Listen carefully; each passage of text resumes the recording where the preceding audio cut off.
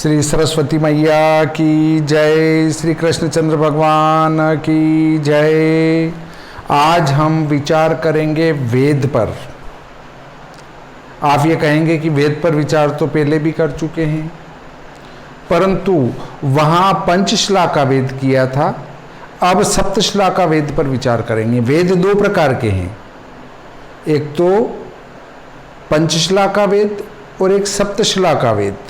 अब आप कहेंगे पंचश्लाका और सप्तश्लाका में क्या अंतर है?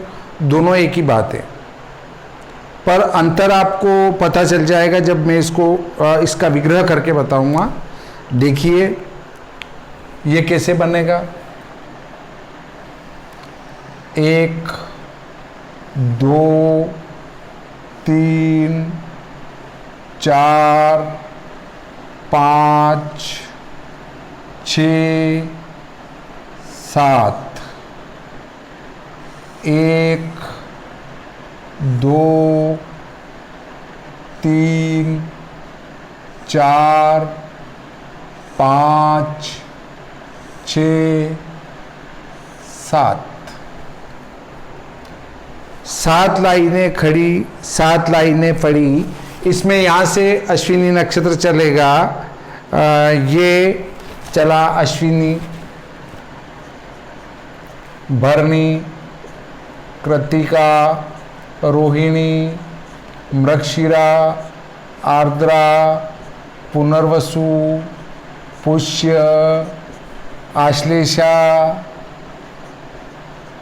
मगा, पूर्वाफा, उत्तरा फाल्गुनी, हस्त, चित्रा, स्वाति, विशाखा, अनुराधा, ज्येष्ठा, मूल, पूर्वाषाढ़ा, उत्तराषाढ़, अभिजीत,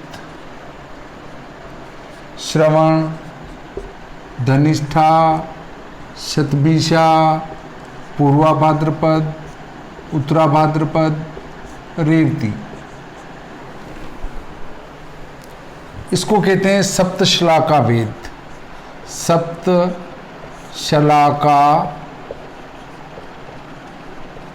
चक्र, सप्तश्लाका चक्र है ये। और पहले था पंचश्लाका, पंचश्लाका वेद या चक्र।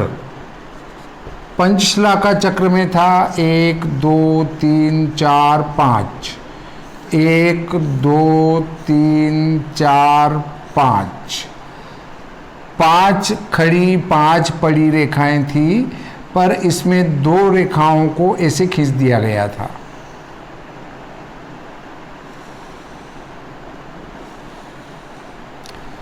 तो चूंकि अब देखेंगे कि ये अश्विनी यहाँ से चालू है, तो इसका वेद यहाँ जा रहा है, भरणी का यहाँ जा रहा है। अब जैसे ही कृत्तिका आया तो उसका वेद यहाँ आ जाएगा श्रवण पर, परंतु इसमें यहाँ अश्विनी है, यहाँ भरणी है, कृत्तिका आया तो उसका वेद यहाँ आ जाएगा सीधा तिरछा। इसमें 5 पड़ी 5 खड़ी रेखाएं होने से इसको पंचश्लाका कहते हैं। अब आपको पता चल गया होगा कि जो वेद कृत्तिका का सीधा उतर रहा है नीचे, वो कृत्तिका का वेद तिरछा चला जाएगा।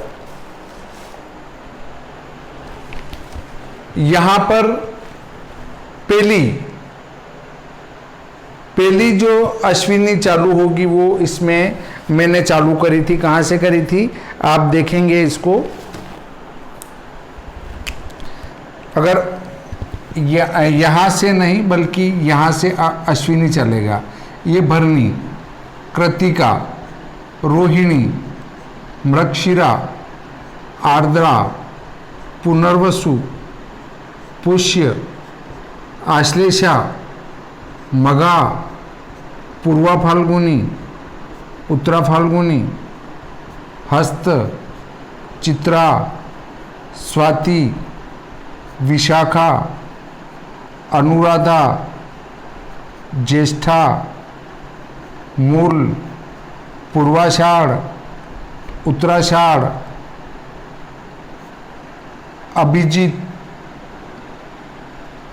अब इससे आगे बताने की जरूरत नहीं, क्योंकि पहले वाले वीडियो में ये वाला चक्र मैं अच्छी प्रकार से समझा चुका हूं। अब आप देखेंगे कि भरणी का वेद जा रहा है मघा पर, इसमें भरणी का वेद जा रहा है अनुराधा पर, इसमें कृतिका का वेद जा रहा है श्रवण पर, इसमें कृतिका का वेद जा रहा है विशाखा पर। तो इसके वेद में और इसके वेद में प्रत्यक्ष अंतर दिखता है।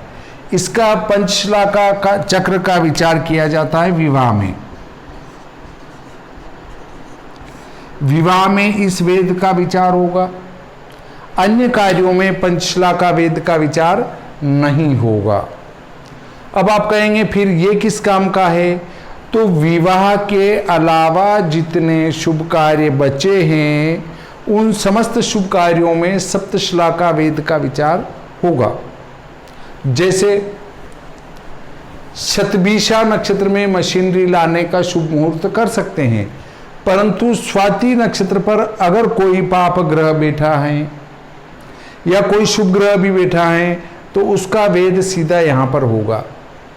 तब इस चक्र की भांति अगर शुभ ग्रह का वेद है तो उसका चरण वेद छोड़ना पड़ेगा, परंतु यदि यहाँ पर सूर्य, मंगल, शनि, राहु, केतु बैठा है तो फिर शतभिषा में शुभ कार्य नहीं कर सकते हैं। अब आप देखेंगे कि वर्तमान के जो पंचांग हैं उनमें मुहूर्तों की भरमार है, कई मुहूर्त दिए गए हैं और कुछ पत्रिकाएं भी निकलती है ज्योतिष की, उनमें देख लो आप तो इतने ग्रह प्रवेश, ग्रह आरंभ के मुहूर्त मिलेंगे कि बस। ये जितने भी मुहूर्त अधिक दे रहे हैं वो इस ज्योतिष की गरिमा को नष्ट कर देंगे और एक दिन लोगों का इस ज्योतिष पर से विश्वास उठ जाएगा। अब आप कहेंगे क्यों? तो उसका उत्तर बताता हूं कि ग्रह आरंभ में नक्षत्र, माह, तिथि, वार मिलने के बाद अगला एक कार्य और बच जाता है। वो ये है कि एक पहले तो वास्तु चक्र शुद्ध हो, और वास्तु चक्र में आधे नक्षत्र ही प्रशस्त हैं, आधे तो प्रशस्त है ही नहीं है। उसमें से आधे बचे वो आधे ही मुहूर्त के आते हैं, तो मतलब एक मतलब जो पक्ष हैं उसमें अधिकतम 3 मुहूर्त शुद्ध आ सकते हैं, अधिकतम, वो भी नहीं आते हैं, परंतु मैं अधिकतम कह रहा हूँ। और यहाँ आप देखेंगे तो एक पक्ष में 8 मुहूर्त मिल जाएंगे आपको। कुछ पत्रिकाएं ऐसी भी है जो 7-7, 8-8 मुहूर्त ग्रह आरंभ के, ग्रह प्रवेश के दे देते हैं। अब ग्रह प्रवेश में भी देखिए क्या होना चाहिए, सारे मुहूर्त, नक्षत्र, तिथि, योग, वार मिल जाने के बाद भी अगर कलश चक्र शुद्ध नहीं है तो आप ग्रह प्रवेश नहीं कर सकते हैं। और वो सभी मिलने के बाद भी अगर ये वेद मिल रहा है तो ना तो ग्रह आरंभ कर सकते हैं ना ग्रह प्रवेश कर सकते हैं।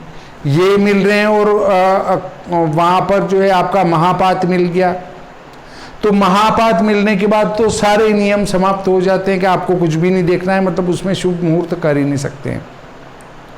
अब एक बात और है कि अभिजीत के बाद, या जिसको कह सकते हैं कि सूर्योदय के बाद चौथे लग्न में, अर्थात मेष राशि पर सूर्य चल रहा है, तो अधिकतम कर्क लग्न में आप ग्रह प्रवेश, ग्रह आरंभ कर सकते हैं। कर्क लग्न में ग्रह आरंभ नहीं होता है, चर लग्न है, न ग्रह प्रवेश होता है क्योंकि ये चर लग्न है। तो एक उदाहरण दिया मैंने कि मेष का सूर्य है तो कर्क लग्न हाईएस्ट है, उसके बाद सिंह लग्न को नहीं ले सकते हैं।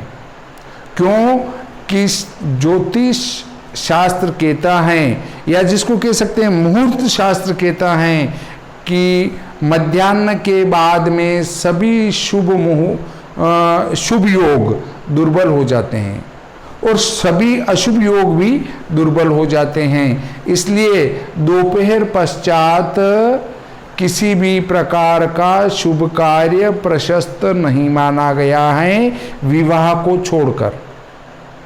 विवाह को भले ही अपन मध्याह्न के बाद भी कर सकते हैं, रात्रि में भी कर सकते हैं, इसका कोई दोष नहीं है।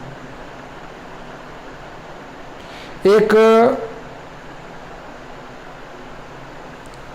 ज्योतिष सार की पुस्तक में स्पष्ट लिखा है कि विवाह स्त्रियोचित कार्य होने से रात्रि में ही शुभ माना गया है।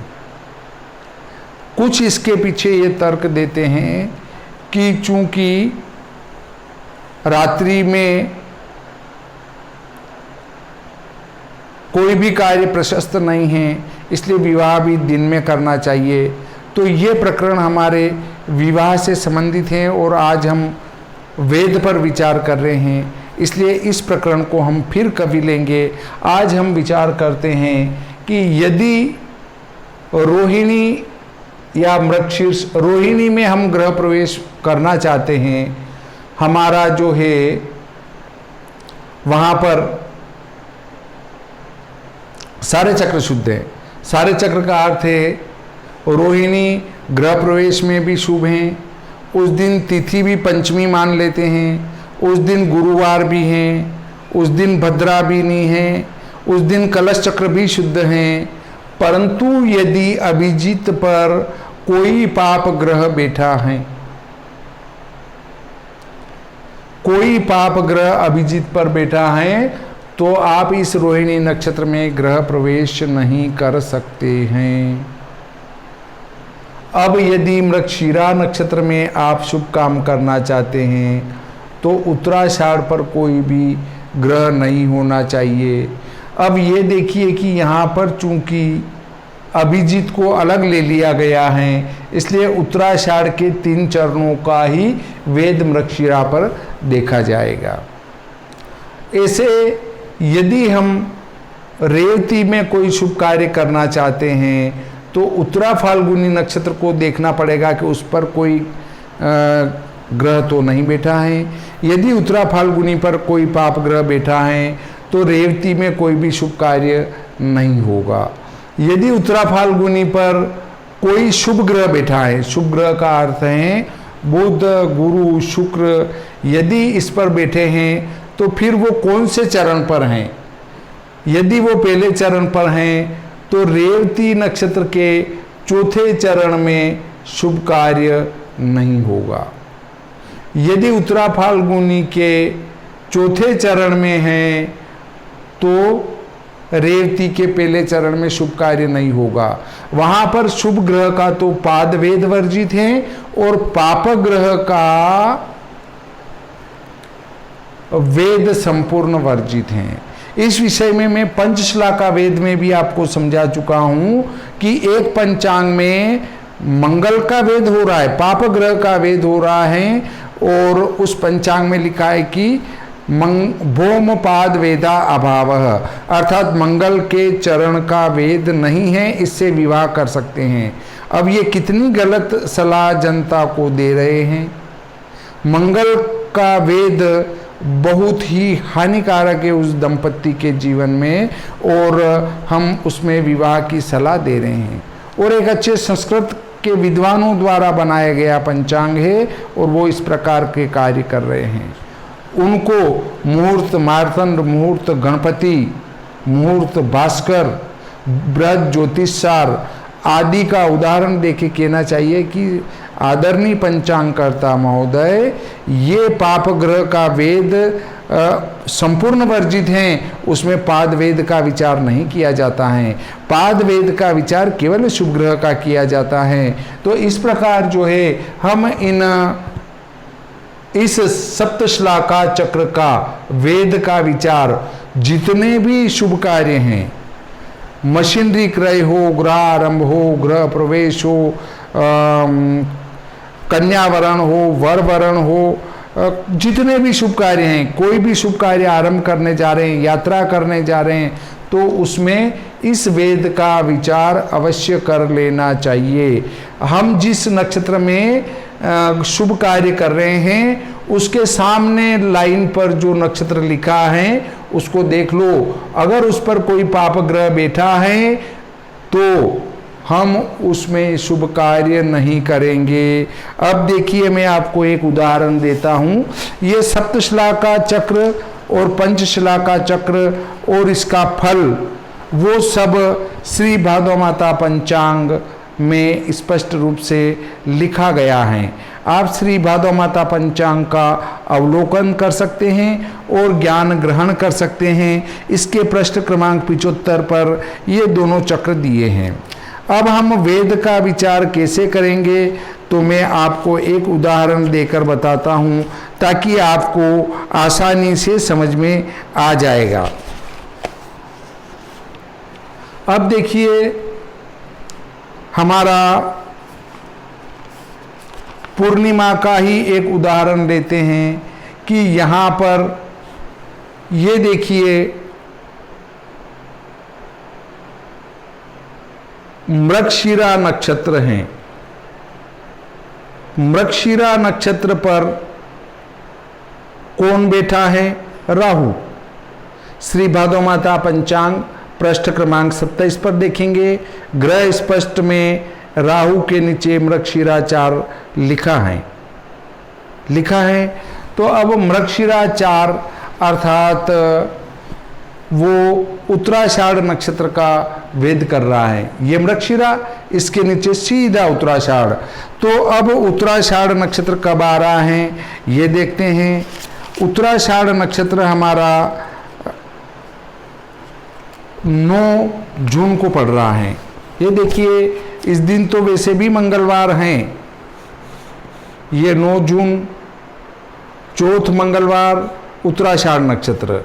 अब आप यदि चौथ नहीं होती, पंचमी होती, मंगलवार की बजाय बुधवार होता और यहाँ उत्तराषाढ़ नक्षत्र होता तो इसमें शुभ कार्य नहीं कर सकते हैं। क्यों नहीं कर सकते हैं? क्योंकि उत्तराषाढ़ नक्षत्र पर ये मृगशिरा पर बैठा हुआ राहु वेद कर रहा है। ये पाप ग्रह से विद्ध नक्षत्र होने से इसमें अगर कोई भी शुभ मुहूर्त बन रहा है तो हम वह शुभ मुहूर्त नहीं कर पाएंगे, क्योंकि इस पर पाप ग्रह का वेद जो बन रहा है। इस प्रकार शायद वेद आपको समझ में आ चुका होगा। यदि मेरा वीडियो पसंद आया हो तो लाइक करें। लाइक का अर्थ है खड़े अंगूठे पे टच करना, अपने आप ही उसका रंग बदलेगा, वो लाइक हो जाएगा। वीडियो चल रहा है, केवल आपको देखते हुए उस पर उंगली लगाना है, कुछ नहीं करना है। यदि आपको लगे कि मैं गलत बता रहा हूं तो उल्टा लटका हुआ अंगूठा है, वीडियो देखते जाओ, उसके ऊपर टच कर दो तो डिसलाइक हो जाएगा, मतलब नापसंद हो जाएगा। और यदि आपको लगे कि नहीं बहुत अच्छा वीडियो है तो अपने मित्रों को भी बताएं। तो शेयर के लिए आप कहेंगे शेयर कैसे करें? शेयर के लिए अपना जो वीडियो चल रहा है उसके नीचे ऐसा तीर आएगा एक, आप इस तीर को टच करेंगे तो एक चौकोर कॉलम खुलेगा। ऐसा एक खुलेगा व्हाट्सएप का मोनो, एक खुलेगा फेसबुक का मोनो। आप जहां शेयर करना चाहते हैं, आप चाहते हैं कि व्हाट्सएप पर शेयर करें तो इस पर क्लिक करेंगे, इसको दबाने के बाद इस पर क्लिक, तो वो आपका व्हाट्सएप पर चला जाएगा। अब व्हाट्सएप में किसको आपको भेजना है, ऐसे 5 व्यक्ति को आप क्लिक करोगे और सेंड करोगे तो अपने आप ये वीडियो की लिंक उसके चली जाएगी।